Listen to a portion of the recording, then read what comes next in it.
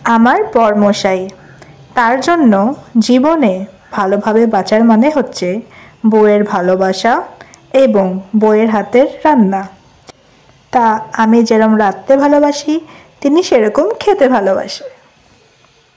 তাই আর বেশি না ভেবে নিয়ে এসছে কাতলা মাছ। কাতলা মাছটা দেখে প্রথমে তো মাথায় একটাই কথা আসে, দই কাতলা। তাই আজকে ভাবছি বানাবো কাতলা মাছের দই কালিয়া। আর পিসগুলো দেখছো কিভাবে কাটালো, মনে হচ্ছে যেন কাতলা মাছের রানী। তাই আর বেশি দেরি না করে মাছের গায়ে মেখে নিলাম হলুদ, লঙ্কা আর নুন। মেখে এবার গরম তেলে ভালোভাবে ভেজে নেওয়ার পালা।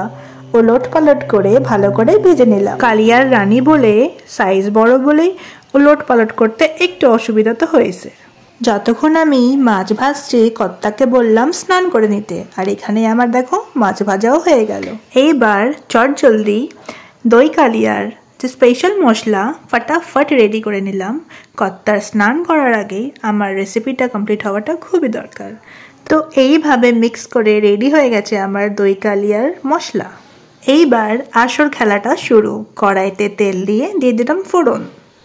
শুকনো লঙ্কা তেজপাতার ঝাঁঝে মিশে গেল পেঁয়াজ আর টমেটোর ক্যালমা। পেঁয়াজ আর টমেটোর দল ভারী করলো আদা রসুনের পেস্ট। তারপর আমার বানানোর কালিয়া মশলা দলে মিশে গিয়ে দেখালো নিজের খেল।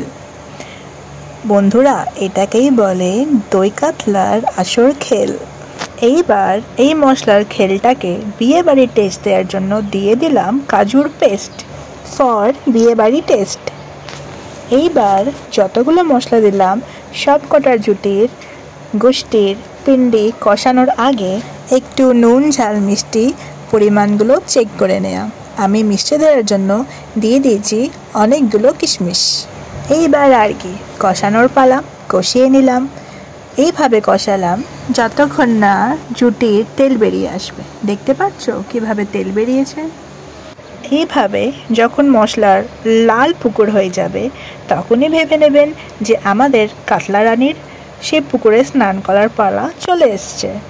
এবার চটজলদি করে সব কটা রানীগুলোকে পুকুরে স্নান করতে দিতে হবে। সব কটাকে এর মধ্যে চুবিয়ে চুবিয়ে বার করে নেব, কিন্তু বেশিক্ষণ রাখা যাবে না। তাহলে দেখে ফেলুন আমি কিভাবে করে রানীদের স্নান করাচ্ছি। জাস্ট চুবিয়ে চুবিয়ে তুলে নেওয়া হচ্ছে, এর মধ্যে বেশিক্ষণ রাখা যাবে না, গলে যাবে যে। বন্ধুরা, ওই কাদাতে তো আর গা ভিজলো না, তাই দিয়ে দিলাম সামান্য একটু জল। আর এক ফোঁট আসলেই সব কটা মাছকে এইভাবে করে তুলে আমি রেখে দেবো সাইডে। লাল সমুদ্র মাঝখানে দিয়ে দিলাম লম্বা ঝালকাঠি যাতে স্বাদ আরও বৃদ্ধি হোক। দিয়ে দিলাম গোটা গুঁড়ো গরম মশলা ছিটে পড়ার মতন। কিছুটা জল শুকিয়ে আসুক আমি এখানে ওয়েট করি, আর পাশে চড়িয়ে দিই গায়ে ছিটা দেওয়ার জন্য ফোড়ন। ফোড়নে দিয়ে দিয়েছি গোটা গরম মশলা আর পেঁয়াজ। এইবার কাতলা রানীর গায়ে মেখে নিলাম সামান্য ঘি, দই এবং ফোড়নালা ঝোল। ফোড়নের ঝোলটা দেওয়ার পর আমাদের কাতলা রানী রেডি হয়ে গেছে সার্ভ হওয়ার জন্য। তা বন্ধুরা, আমার তো দই কালিয়া রেডি হয়ে গেছে। আজকে তাহলে বানিয়ে ফেললাম চটজলদি কাতলা মাছের দই কালিয়া। এইভাবে করে যদি বানাও তাহলে তোমাদের কর্তা মশাই আর তোমাদের ছেড়ে যাবে না। বিয়ে বাড়ি যাওয়াও ছেড়েই দেবে, বলবে তোমার হাতেই তো বিয়ে বাড়ি রান্না খেলাম, আর বিয়ে বাড়ি কি যাবো সোনা গিন্নি গো আমার। তো আমার বরমশাই তো ওখানে স্নান করে রেডি হয়ে গেছে, খাওয়ার জন্য বসে পড়েছে। ও আর তৃপ্তিশ হয়েছে না। দেখতে পারছো দিয়ে ফেলেছি বড় কাদা। মাছের কাদা খুব পছন্দ করে। এখানে আছে ফ্রুট চাটনি, আর এখানে কালিয়ার ঝোল, পায়েস, পাঁপড়। এটাই আজকে আমাদের দুপুরের লাঞ্চ। বর আমার তৃপ্তি করে খেলো, খেয়ে বলল সত্যি খুব ভালো খেলাম, সত্যি আর বিয়ে বাড়ি যেতে লাগবে না, তোমার হাতে জাদু আছে। আর এত ভালোবাসা পেয়ে খুব ভালো লাগলো। মজা করে রান্নাও করলাম, খাওয়ালামও। আর বরের তারিফ দেখে মনটা আরও অনেক খুশি হয়ে গেল।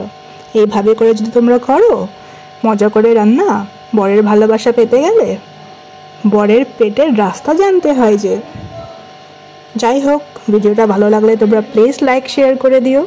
খুব শিগগিরই নতুন রেসিপি নিয়েও আসবো। ততক্ষণ তোমরা ভালো থেকো, সুস্থ থেকো। টাটা।